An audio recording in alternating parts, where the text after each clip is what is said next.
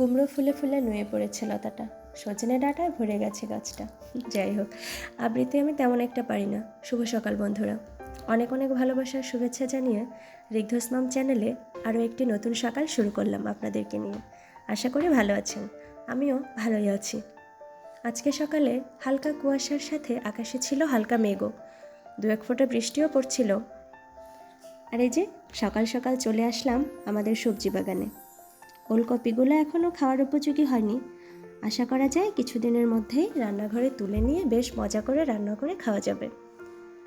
সবুজ প্রকৃতি আসলেই মন প্রাণ জুড়িয়ে যায়।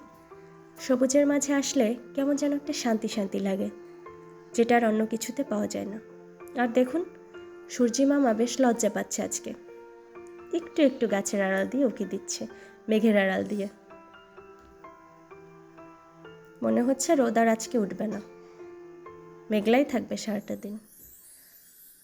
তারপর দুপুরবেলা সবজি বাগানে চলে গেলাম, আবার কিছুটা শাক তুলে আনলাম, ধনিয়া শাক, মূলা শাক, আর সাথে ছিল ডাঁটা শাক।